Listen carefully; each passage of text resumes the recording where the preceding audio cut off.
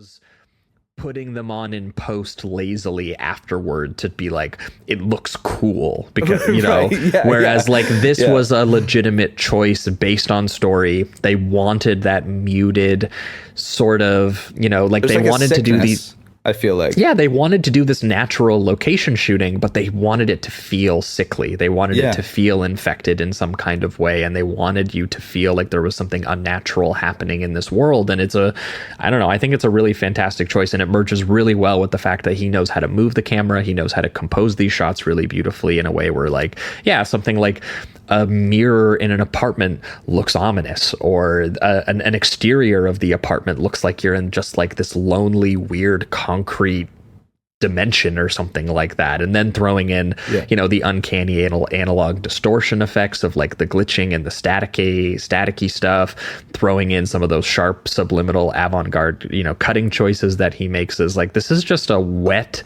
miserable, atmospheric movie in a way like done entirely through the directing, which is what's really impressive about it. And there is like some really cool surreal moments too. One of my favorite images of the whole movie is when it's still in that intro scene, I suppose, but it's when she goes up to the doorknob and they do like a close-up of the doorknob and it's soaking wet, like it's dripping water.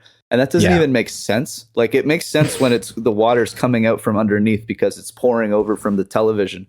But there's something there about the doorknob being wet that adds this kind of like dreamlike thing. Like, she has more power. No, than I love that understand. stuff. And you already highlighted it, but that's why I love that moment that he adds in this movie of Naomi Watts making her copy of the tape when she's first getting into actually investigating it.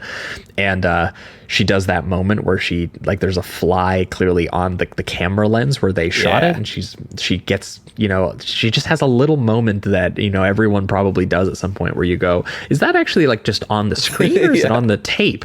And she goes and she touches it and she literally pulls it like out of the screen, and it's just and then lets it go and it flies around. I was like, it's awesome. And there's even these little details when she grabs it that there's like some digital kind of stitching over the or static or whatever over the fly at first and stuff. So it's like, again, the worlds are merging together. And I also think, like, although, you know, it leads to more exposition and some details that might not be necessary for the story as a whole, it does lead to like a longer tape, and some of the history still at least makes you go to different locations, which is very interesting, and you always have something that you're discovering from that. So it's not necessarily that I dislike those extra things that they do. I just feel like at a certain point it could be cut up a little bit better, like the original was. But the longer tape is awesome because all the stuff they add, I think, is really creepy and cool. And then when you do look at the tape itself, it is very much like a kind of like an avant-garde student film where if you put all the images together and just watch the tape on itself, it actually does make sense and tell the story, which is kind of cool and just interesting. But yeah, I like most of the additions, I would say, that Gore gets to do. And I'm assuming the studio was telling him to just be like, we need every single detail explained so that no one goes like, well, this doesn't make any sense at all. Even though I think a lot of a ghost story kind of relies on you not understanding everything in a way. You want to understand enough that like there's motivation to continue the mystery, but I don't think you need, you know, just every single flashback that eventually happens here. Yeah, because even I wouldn't even say that the original Ringu is like particularly.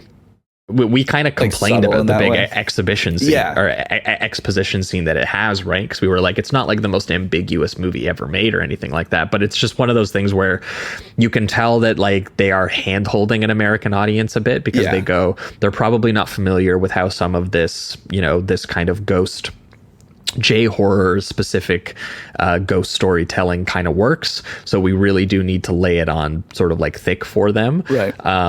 Even if, you know, for the most part, I think he's staying true to a lot of the beats. And, you know, there's some stuff where you go, you know, an American audience maybe won't buy into, and we'll talk about the differences, but like the original Ringu has some stuff to do with like actual psychics and paranormal stuff. And like the idea that there's people in the culture who are just like, yeah, like, oh yeah, my husband is just a psychic. Like that's just a thing. Yeah. And in here, she's like, well, the husband is like just a video analyst, like just a guy who knows stuff about videotapes. And like, so like that's an example of like something that the American studio system has to be like, well, that's just more realistic and that's just like better, you know, in a way that I don't really particularly think is true. And I don't necessarily think that Verbinski would either, because Verbinski, when given the opportunity, he leans into that surreal stuff and seems to delight the most when he gets to really get weird with his directing choices, even when he's staying as true to the beats of the story as he can.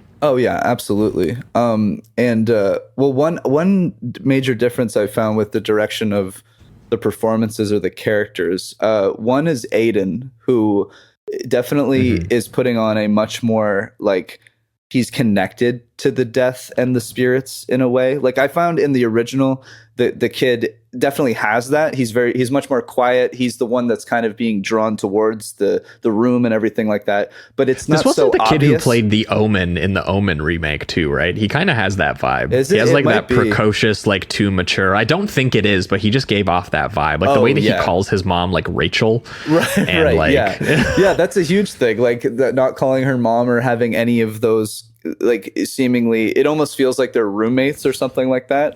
And even at a certain point they do this thing where he sets up her clothes for the funeral almost like it's gonna be some weird innocence thing, like it's a husband son kind of weird quality to it where he's taking care of his mother at the same time, or at least like in a weird way, even though there was